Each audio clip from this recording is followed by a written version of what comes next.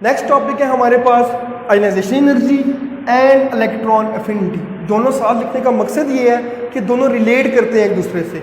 मैं यहाँ पर आपको एक डायग्राम बना के शो करता हूँ। सेंटर में न्यूक्लियस है और ये इसके अंदर आउटर मोस्ट इलेक्ट्रॉन है। यहाँ पर इलेक्ट्रॉन प्रेजेंट है, रिवॉल्व कर रहे हैं अराउंड द न्यूक्लियस। अब आयनाइजेशन एनर्जी क्या होता है? आयंस क्या होते हैं? किसी भी चीज़ में से जब हम इलेक्ट्रॉन निकालेंगे या डालेंगे तो उसके ऊपर चार्ज आ जाएगा। उस चार्ज को हम कहते हैं आयन, विच में बी कैट आयन, विच में बी एन आयन। याद करने के लिए हमारे पास कैट आयन क्या होता है और एन आयन क्या होता है। आपको इस तरह समझाया किसी ने भी नहीं होगा। कैट आयन, कैट मीन बिल्ली, ये बिल्ली आ गई। अब बिल्ली की जो आंखें होती हैं वो होती हैं पॉजिटिव। तो कैट आयन जब भी आएगा आपको याद रहेगा कैट आयन मीन पॉजिटिव। लेकिन जो कैथोड होता है वो नेगेटिव होता है। अब यहाँ पर क्वेश्चन आएगा वाई, जब कैट आयन पॉजिटिव है और कैथोड नेगेटिव है। क्यों? क्योंकि कैथोड की तरफ मूव करेंगे कौन? Cat ion. कैथोड नेगेटिव है तो नेगेटिव तरफ क्या जाएगा? पॉजिटिव। उसको याद करने के लिए कैट, उसके अंदर आंखें उसकी क्या है? Positive. Cation mean positive. दूसरा एन आयन, एन का लफ्ज निकला है आंट से। इस आंट का मतलब आंटी वाला आंट नहीं है, इस आंट का मतलब है चूंटी। देखिए फॉर एग्जाम्पल चूंटी, जो इसके ऊपर आपको ये एंटीनास नजर आ रहे हैं ये नेगेटिव को शो कर रहे हैं। एन का मतलब आंट, आंट मीन नेगेटिव, और ये मूव करेंगे toward anode which is positive. ये हम चैप्टर नंबर 7 में इंशाल्लाह दोबारा रिवाइज करवाएंगे। कैट आयन मीन पॉजिटिव है और एन आयन मीन नेगेटिव। ये आपको अब भूलेगा नहीं। अब हम आते हैं टॉपिक की तरफ। आयनाइजेशन एनर्जी क्या होती है? ये मिनिमम एनर्जी, ये आपके पास वो एनर्जी है या मिनिमम अमाउंट ऑफ एनर्जी है जो हम यूज करते हैं किसके लिए? आउटर मोस्ट इलेक्ट्रॉन को रिमूव करने के लिए। हमें कोई एनर्जी चाहिए होगी इस आउटर मोस्ट इलेक्ट्रॉन को बाहर निकालने के लिए, उसे हम कहेंगे फर्स्ट आयनाइजेशन एनर्जी। इस तरह अगर कोई दूसरा इलेक्ट्रॉन होगा उसको निकालने के लिए जितनी भी एनर्जी रिक्वायर्ड होगी वो होगी सेकेंड आयनाइजेशन एनर्जी। तीसरा होगा उसके लिए जो रिक्वायर्ड होगी वो होगी थर्ड आयनाइजेशन एनर्जी। ये आपके कोर्स में नहीं है, इन डिटेल समझा रहा हूँ आपको। ये first ionization energy for example, ये सेकंड और ये थर्ड। थर्ड आयनाइजेशन एनर्जी सबसे ज्यादा होगी देन सेकंड, और सेकंड ज्यादा होगी फर्स्ट। फर्स्ट आयनाइजेशन एनर्जी का एक इलेक्ट्रॉन को निकालना आसान होगा, दूसरे इलेक्ट्रॉन को निकालना मुश्किल होगा क्योंकि चार्ज ऑलरेडी डिस्टर्ब हो चुका होगा। तीसरे को निकालना और मुश्किल होगा and so on. Minimum amount of energy है क्यों? To remove electron. Which electron? Outermost electron. इसे हम कहते हैं आयनाइजेशन एनर्जी। इसकी भी ट्रेंड की बात करेंगे हम। ट्रेंड ग्रुप के अंदर और सेम ट्रेंड होगा पीरियड के अंदर। अब देखिए ग्रुप के अंदर हमारे पास क्या ट्रेंड होगा?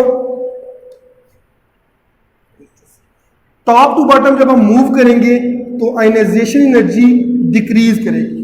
ग्रुप के अंदर when we move top to bottom in a group, ionization energy decreases. Why decreases? Because atomic size increases. Atomic size बड़ा हो रहा है तो जितना बड़ा एटॉमिक साइज होगा इतनी कम एनर्जी निकलेगी ताकि हम इलेक्ट्रॉन को इजीली निकाल सकें। और इसी के ऑपोजिट ट्रेंड होगा पीरियड के अंदर। आयनाइजेशन एनर्जी ज्यादा होगी क्योंकि एटॉमिक साइज क्या हो रहा है पीरियड के अंदर हमारे पास? डिक्रीज। जब एटम का साइज छोटा हो रहा है, छोटा होने की वजह से न्यूक्लियस ज्यादा फोर्स अप्लाई कर रहा है इलेक्ट्रॉन्स पर। ज्यादा फोर्स अप्लाई करने की वजह से हमें ज्यादा एनर्जी रिक्वायर्ड है इलेक्ट्रॉन को निकालने के लिए। एक दफा हम इलेक्ट्रॉन एफिनिटी भी जाते हैं, फिर अगेन हम रिपीट करेंगे।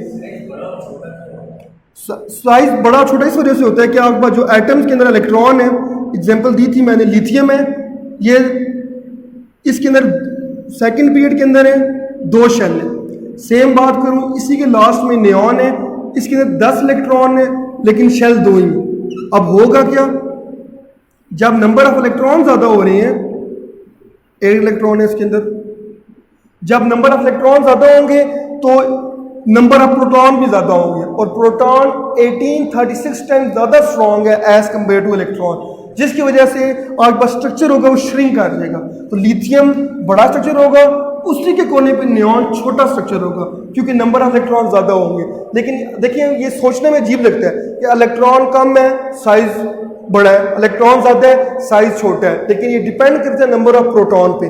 जब नंबर ऑफ प्रोटॉन भी ज़्यादा हो रहे हैं इलेक्ट्रॉन की वजह से, और प्रोटॉन ज़्यादा इजीली कैच करेंगे इलेक्ट्रॉन को, आपके पास स्ट्रक्चर क्या हो जाएगा, क्लोज। अब हम आते हैं नेक्स्ट टॉपिक की तरफ, इलेक्ट्रॉन एफिनिटी। जिस तरह ये था कि एनर्जी रिक्वायर है हमें कब, जब हम एक इलेक्ट्रॉन को रिमूव करें। ये इसमें है कि जब हम एक इलेक्ट्रॉन ऐड करते हैं, ये इलेक्ट्रॉन है, इसको मैं अब ऐड करता हूं। जब मैं एक इलेक्ट्रॉन ऐड करूंगा किसके अंदर, किसी भी एटम के अंदर इलेक्ट्रॉन ऐड करूंगा तो क्या होगा, एनर्जी रिलीज होगी। वो अमाउंट ऑफ एनर्जी जो इलेक्ट्रॉन को ऐड करने की वजह से रिलीज होगी उसे हम कहेंगे इलेक्ट्रॉन एफिनिटी। इलेक्ट्रॉन एफिनिटी क्या होता है, हमारे पास इलेक्ट्रॉन को ऐड करने की वजह से जो एनर्जी रिलीज हो रही है उसे कहते हैं इलेक्ट्रॉन एफिनिटी।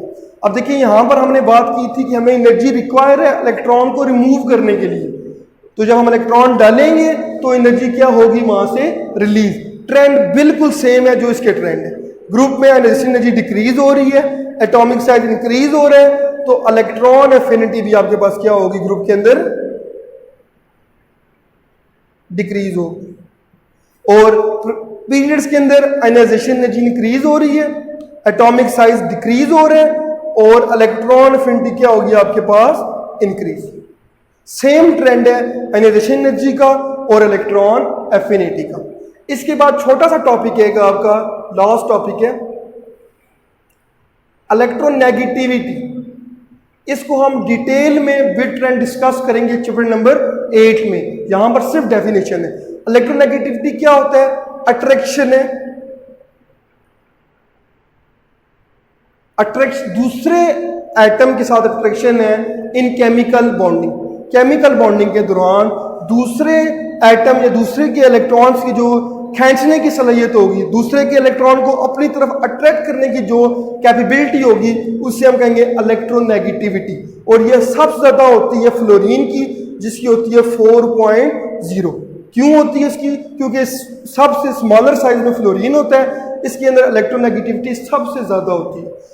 कि इलेक्ट्रोनेगेटिविटी दूसरे के इलेक्ट्रॉन को केमिकल बॉन्डिंग, केमिकल रिएक्शन के दौरान अपनी तरफ अट्रैक्ट करना क्या कहलाता है आपके पास, इलेक्ट्रोनेगेटिविटी। इसके ट्रेंड भी हैं, डिटेल टॉपिक है, वो चैप्टर नंबर 8 में इंशाल्लाह हम डिस्कस करेंगे। Thank you.